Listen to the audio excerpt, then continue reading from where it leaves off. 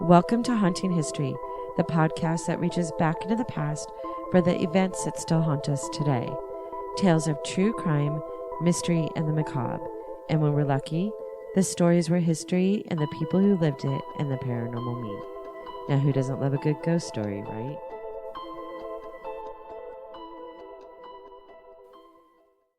First of all, Julie, thank you so much for doing this with me. When I watched on TV on, I think it was Ghost Hunters, Ghost or Adventures.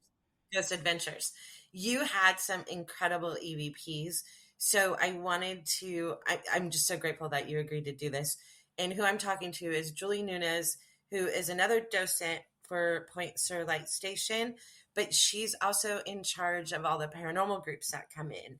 And if you have not seen the episode of Ghost Adventures, Julie has caught some phenomenal EVPs at the light station and agreed to play them for us so that we could hear them. I don't know, do you have them lined up in a certain order? Because there's some that are my favorite. No, but it's all on a list on my iPod. So tell me which one you want to hear, and I'll play it. The one where the light, well, you think it's the light station's wife talking to one of her children, telling them to go to sleep. Can you tell us what you were discussing at that moment that you caught that EVP? That's actually the first time I was ever at the lighthouse. 4 of us went with, recorders and some other equipment, and we were outside, and it's like the seals squawking and the wind and the sound of the ocean all disappeared, and we got 4 A-class EVPs between the triplex and the barn outside. And that was one of them. Yeah, no, that one's amazing. And the thing is that you found out later, and I can't remember if we mentioned it in the earlier recording, that there's an accent in this EVP. And it was found out later through the historian that she would have had an accent, right? She wasn't sure, but we figured out who it was because she had said later on her name was Catherine, and that would be Catherine Ingersoll. And we talked to one of the living relatives, and she said, yeah, she had a Danish accent till the day she died. Wow. Okay, so can you play that one? Sure, here we go.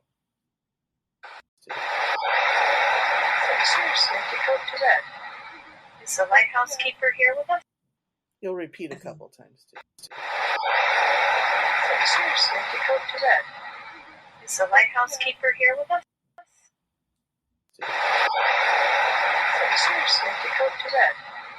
Is the lighthouse keeper here with us? So that's... Who does she say? Does she... you can very clearly hear "go to bed," and it completely sounds like a Danish accent. Who... And did you hear the little girl under the voice of my... No, what was that? Under Monica's voice, you hear her going, "Go to bed." Well, let me play one more time so you can hear that part. So listen under... I said, what I said, and then when my friend is talking, you hear a little girl after the Swedish woman says, "Zoom, zoom, smoke it, go to bed," and then you hear, "Go to bed." Okay, try again.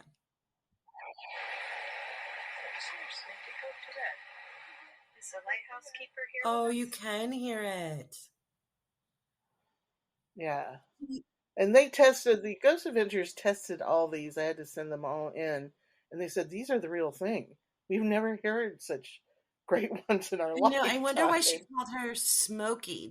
You think she says Smokey or Pokey? You know what? Later on, we found out the little girl's nickname was Pokey, so I don't know with her accent, or could it have been a cat or a dog, or maybe she was meaning to say, Pokey, and just with her accent, it sounds like Smokey. Oh, but you're right. She could have been talking to like a cat or a dog.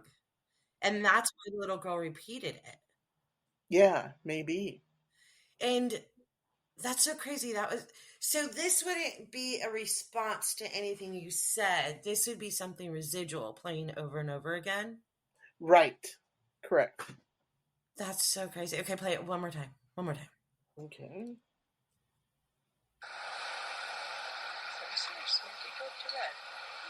Is the lighthouse keeper here with us?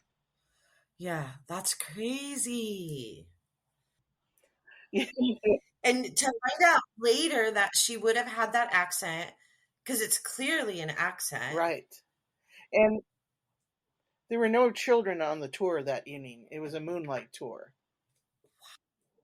But Point Sur is actually more haunted, I think, during the day, like the hours when they would have been working. So then all of that would have been more like residual, like you're catching stuff that's just repeating over that's been imprinted on the atmosphere.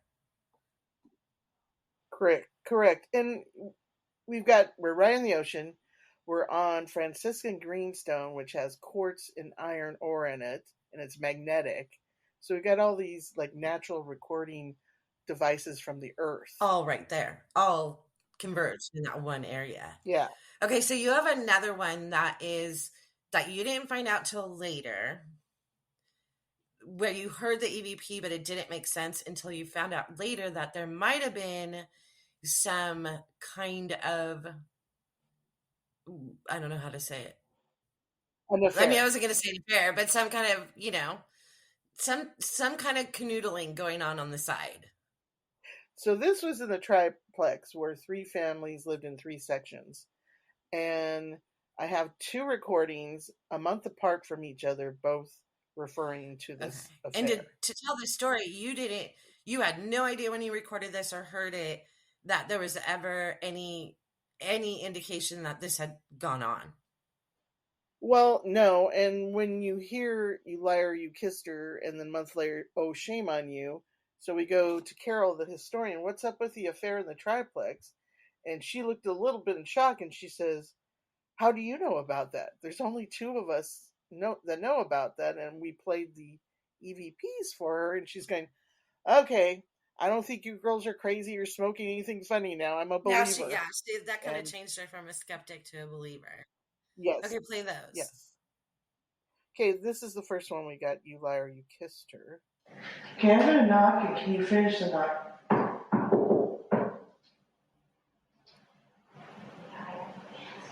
No.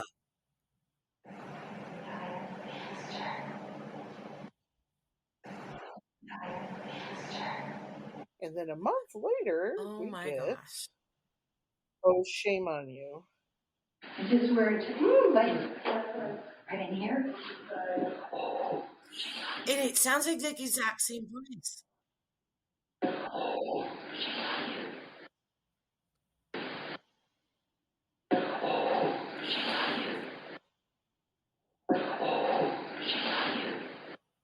Okay, so does that sound like the same voice that said, "Liar, you kissed her"?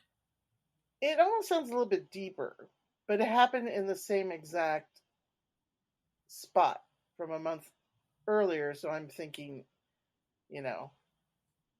ghost voices always seem a little whispery, unworldly, not normal, so I don't know if it could just sound different.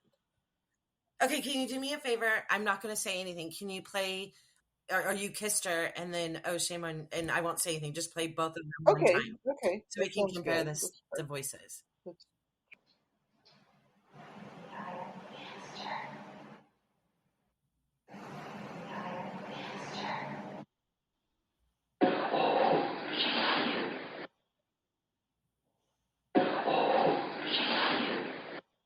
It sounds different to me.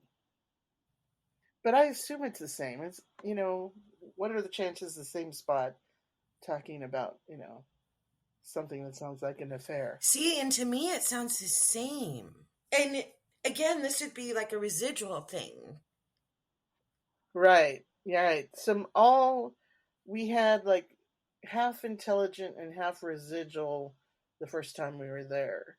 One time we had our K2 meter, and it was going off outlining each of my friends, north, south, east. And it was weird. It was really strange. Only the front of them when they did, north, south, east. So then I say, "What about me?"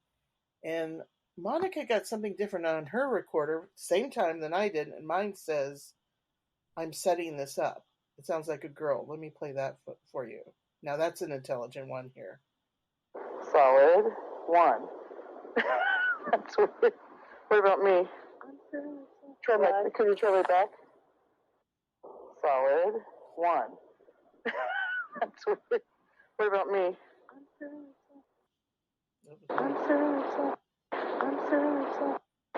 That sounds like a young It girl. does. And that's in a direct response to what you're asking about, right? Yes. I said, what about me? And Monica said, give me a little time. Well, mine said, I'm setting Did this it up. sound? The same girl voice. The same girl I was going to voice. say it was the same. Do you have that? 2 different recorders, the same Do you exact have time. that recording? No, that's on Monica's recorder. And then I've got, when I said, anybody here with me? I think that was my first question. And a little girl goes, I'm right Okay, I here. have to hear that. Let's hear that one. Is anybody here with us right now? Oh. Let's see. Let me see if I can trigger them with the shark toy. Is anybody here with us right now? Oh. Let's see. Let me see if I can trigger them with the shark toy.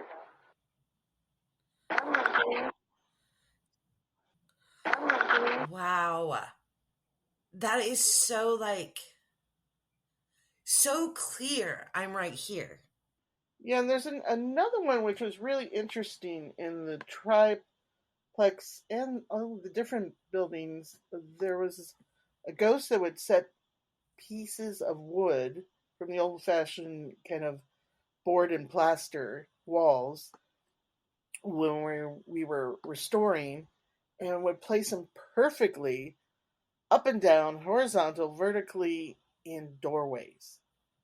And so we were talking about him. I said, well, maybe he thinks it's funny. And it's 3 ladies, and you hear a male laughing. This is one of my favorite, a little creepy, but it's one of my favorites. My housekeeper's house, second floor. I mean, that would not have been left by anybody. Right, because somebody could Trip over? Somebody, it gets moved. okay. We think it gets moved by somebody.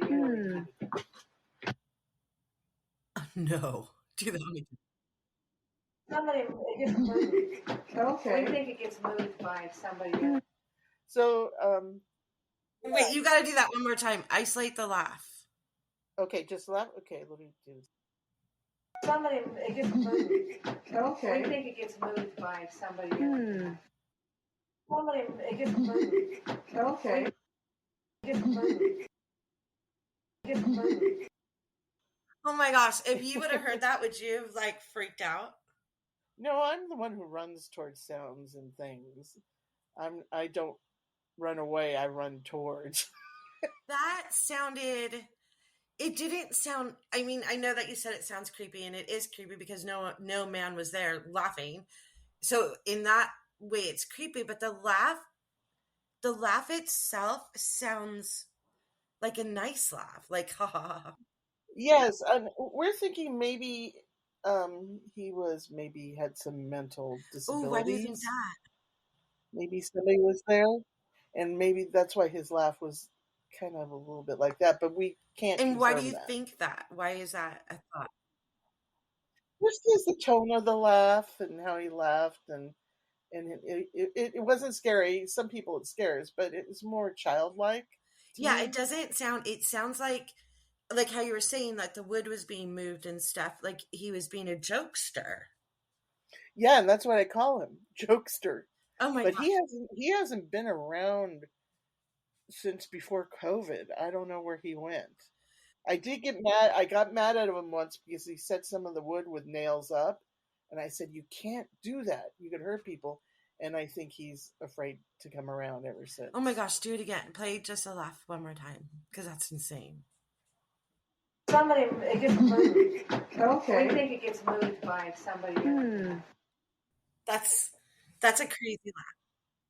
Yeah. Now my favorite one of all time is, I think they invite us back because of these EVPs Carol did, the historian, and the tour was canceled. We were going to be investigating why they brought the tour up because it was a rainy day, And they said, before that, I said, if we're bugging you in here, let us know and just tell us to go and we'll leave. And I had the recorder going on. All the docents came in, tracking in mud and water and being really loud and a little obnoxious in the house if it was my house or something, like, for the ghost, their house. And I get an Irish sounding woman saying, now she wants you to go home. And later we found out that somebody knew their friend's aunt, who's Irish, lived there for a while and were up at the lighthouse. Now and it'll repeat 2 times after. There'll be a knock, and then you'll hear, now she wants you to go home. Okay. No, she wants you to go. No, she wants you to go. And I was just cracking up because we didn't hear that till we, went home and listened to these. And what was she saying? Right? What was the living being saying right before it says, now she wants you to go home? Let's see. Fear was kind of. Yeah, I think it was somebody who was a disbeliever. Doesn't believe in it, yeah. Okay. Or. No. So I didn't get the whole sentence of I can't remember what we were talking about before that happened. But that person clearly says, now she wants you to go home. Yeah. And like maybe 10 minutes earlier, I said, let us know if we're in your way and you want us to go. And everybody came in all wet and muddy, and she's like, now. Yeah, go now. Yeah, and they left, and then that's when it was recorded after they left, and it got quiet again. Wow. There's 3 boys, like young boys that have played tricks on me. They'll keep the porta potties. One or both will stop working. Well, I kind of ticked them off. I threatened to throw them off because they pushed a paranormal investigator. My friend said, "Oh, did something happen to you in the last session?" I said, well, it was a step I was supposed to take, and this other woman took the step and she got pushed. She says, I told the spirits to push you. So I thought it was the young boys, and I said, I'm going to tell your parents, and I'm going to kick your butts off of this rock if you don't behave. Then, for the next 6 times I was there, the porta potty would stop working. I have to write a sign, out of order. As soon as I put out of order and taped it, I tried to flush and it worked. That happened 3 different days. And then we're doing our fundraiser for Halloween, and I'm packing up stuff, and I'm sitting on the ground putting away the equipment, and this big bang behind me in the living room. And I don't know and then this big bang beside me in the kitchen. And I was right by the kitchen door. I couldn't see anything. And then a 2-pound lantern with 4 D-cell batteries slid 6 inches, 2 feet in front of me. Wow. And so they were trying to scare me, and I said, wow, that's pretty cool. Can you do it again? And boys, if you were trying to scare me, it didn't work. Ha ha ha. And then later I realized I shouldn't have threatened to kick them off, and I apologized. Then they stopped doing things. And the porta potties have been working ever since. And why do you think why do you refer to them specifically as 3 teenage boys? Well, no, they're younger, maybe like, I think 8 to 11. And one said his last name was Owen, and there was a young 10-year-old last name Owen. And his signature and his handprint is in the cement right outside the headkeeper's house where this happened. And then Paul and Dewey. Those were the 3 names. And I think because I found pictures of all 3 of them, they're always together. So, creating havoc like young boys might do. You have those pictures still? At the lighthouse somewhere. I know Carol will. Okay, so do you have recordings from any of them? Not any of them, no, not at all, unfortunately. And recently, which I was trying to find before today, there was a paranormal group that came, and I said, it's all about manners. You knock on the door, may I come in to visit? Thank you, please. Don't be drinking water around the house or food, and just be respectful. It's their house. And so this one said, oh, well, this one investigator, I don't believe that. She likes to instigate a little bit. And I said, no, they don't respond to that. So they sent me some recordings, and she's going, well, you're making a lot of noise downstairs when you're upstairs. What do you want? What are you trying to say? And I'm going like, oh, come on. And so the next week when I was there, I brought my recorder into where she had said that. And I said, so what did you think about the paranormal group last week? And the response was, wasn't happy. Or no, it said not happy. Adult male voice said not. Do you have that one? I was trying to find it, and it's on my recorder somewhere. Oh my gosh! So, what is your favorite one? My favorite one is, and now she wants you to go home, and by the Irish sounding woman. But I believe in quantum physics, that past, present, and future happening at the same time. Okay. And whatever makes them intersect is ghost. So right now, somebody could be listening to us, and we could be somebody's ghost in the past or present or future.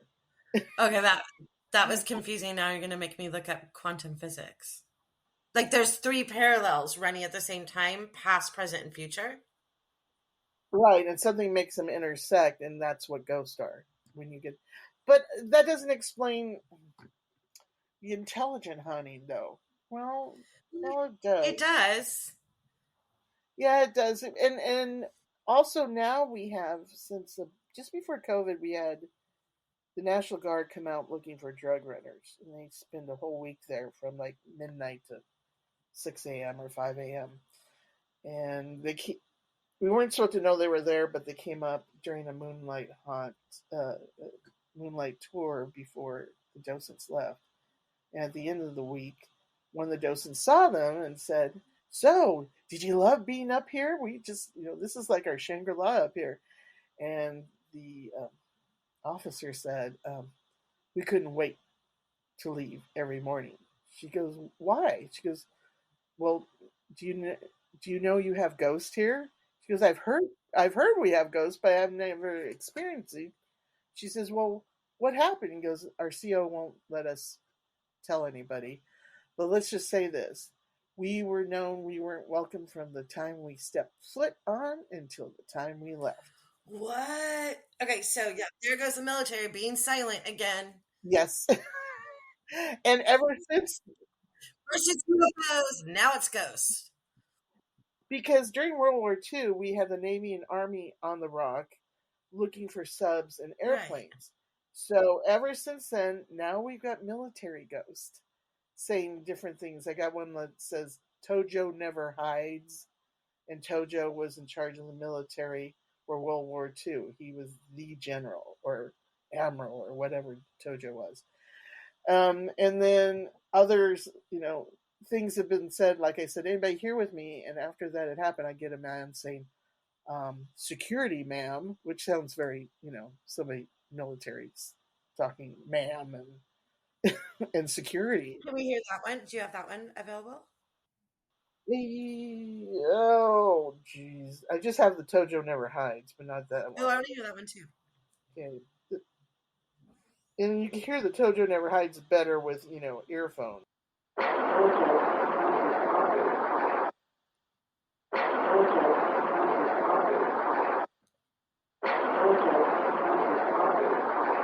So, that one's a harder. But you can hear that. And did you say that you know who that person is?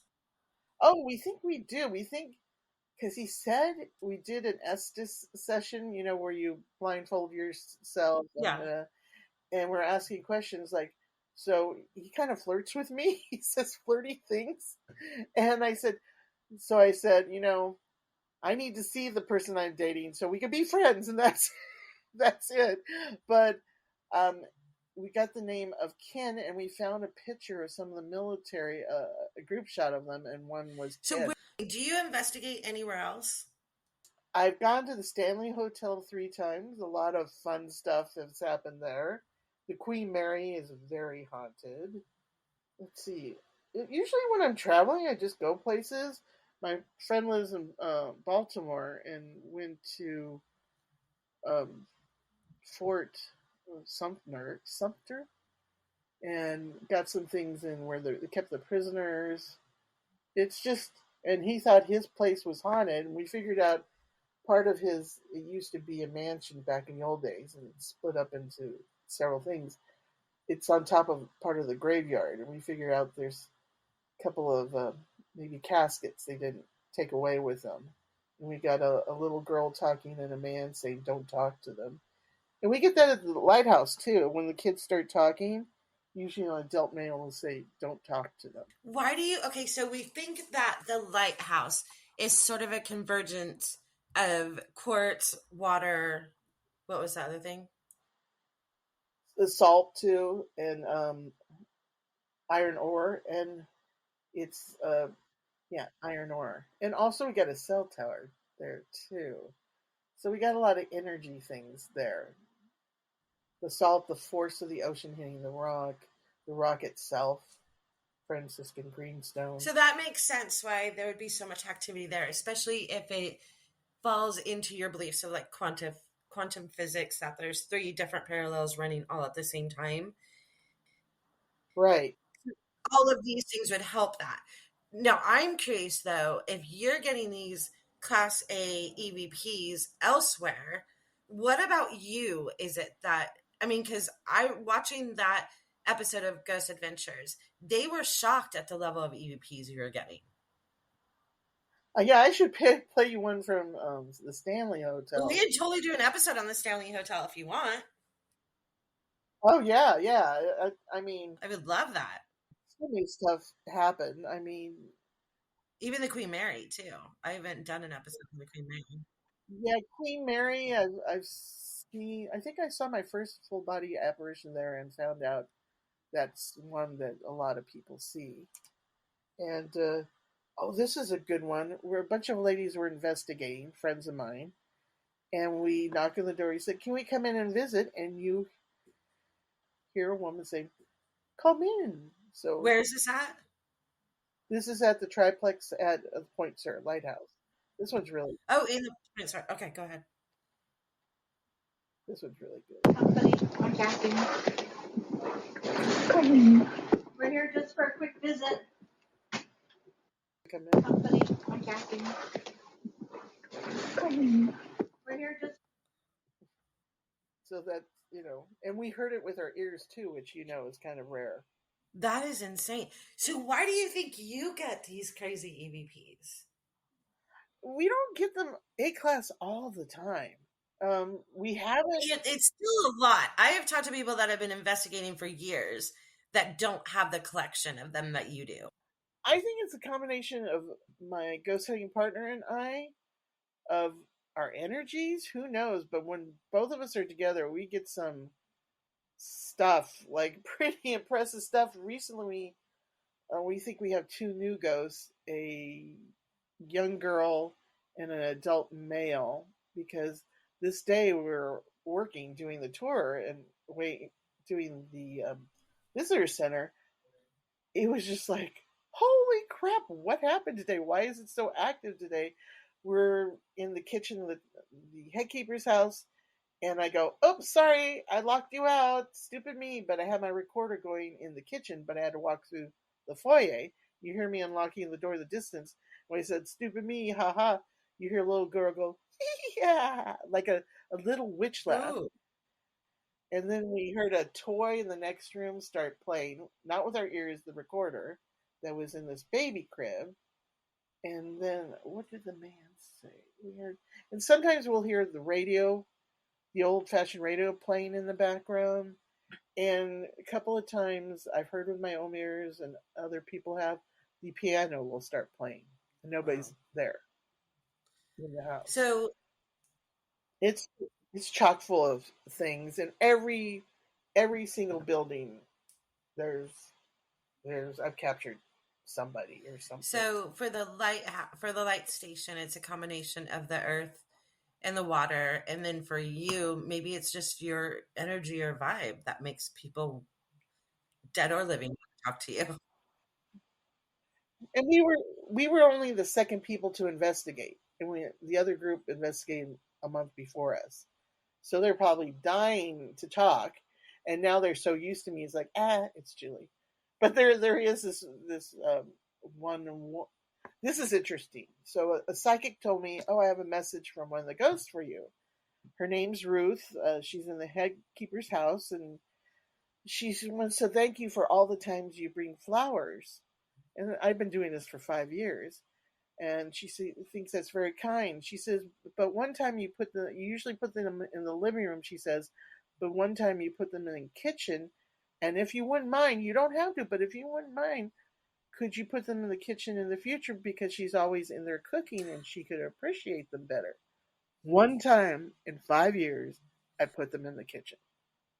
The psychic knew nothing. I didn't bring flowers that day. I knew nothing about the flowers. Oh, so this is a psychic that was walking through with you. That was, yeah. And she gave me this message about Ruth and me bringing flowers. But, I mean, to be that specific, one time in 5 years, I put them in the kitchen. So now if I bring flowers... Do you bring flowers often? Yeah. As a thank you and being polite. And we sit and visit and chat. And she likes setting off the machines, the K2 meters, and she enjoys the REM pod. And she likes doing that. But if a man comes in the room, she shuts down. And Ruth was someone that had been at the lighthouse. That's a name that's... We did... That might actually...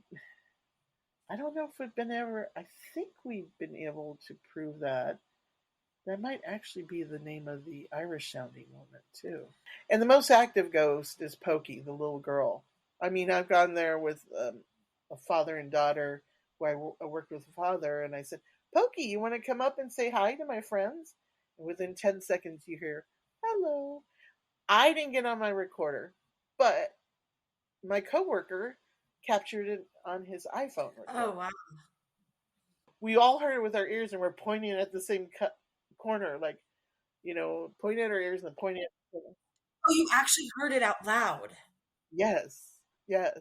We're the only 3 on the whole rock. Nobody else was up there. Well, I would love to do other episodes with you with, like, the Queen Mary or the Stanley Hotel. I haven't done either one of those, so I would love. Oh, sure. That'd be great. But, it's Point Sur is my Shangri-La. And all the groups that have come out there, they said, they've all gotten evidence, but they said, even if we didn't, the sheer beauty of the place is worth the price to investigate there. And it all goes to the restoration, which is great. Okay, so that's a question I have. So if someone wants to come to Point Sur and investigate, they can do a group investigation and set it up through the organization where whatever they pay to do that would go to the actual lighthouse. Well, you can email pointsur.org and send an email, and then it'll get to me, and then it's on my schedule. I'm the only one who will babysit, and I usually get a dozen or 2 to help me. We used to do like kind of paranormal 101 and have about 12 to 20 people up there and separate them in 3 groups and get them to investigate for 3 hours. But when it's a paranormal group, it's and how a much 6-hour session. I think we're reasonable. $400 for up to 8 people. Anything over 8 people is an additional $50 a person. And no, that is very reasonable. And all the money goes to the restoration. Yes, I get nothing. I pay my own gas out there, and I live in San Jose. I live an hour 45 away. Oh. That's how much I love this place. Not because it's haunted. It's just so peaceful. Well, isn't that funny? Maybe part of the reason, like I asked, why you think it's you that gets all the EVPs, and maybe it's your vibe, but maybe it's just your sheer respect and love of the place. It might be. And I tell them this money, and I tell them people are coming, and if they could communicate with them. I talk to them. I don't see them, but I talk to them like they're right there and they can hear what I say. And I said, I know it's an inconvenience, strangers come to your house, but this money goes to keeping your roofs good, so no water leaks through, the paint, everything. It keeps your house looking, all your living quarters looking good. So you legit explain it. That's amazing. Yeah, I'll explain everything to. I just assume they can hear me, and because I get a lot of intelligent responses, and it's just part of my respect and manners of when I ghost hunt. That's amazing. Thank you so much for doing this with me, Julie. You're welcome.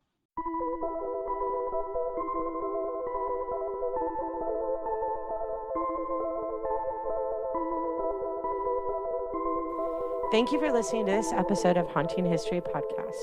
We love hearing from you, so be sure to like, follow, and comment on Facebook, Instagram, and Twitter at Haunting History Podcast. And don't forget to subscribe, rate, and review wherever you listen to all your favorites. Visit our website at hauntinghistorypodcast.com for more information on each episode, links to our Patreon page, and all of our social media platforms. Until next time, I'm Kat. I'm Haley. Remember, the living are far scarier than any ghost.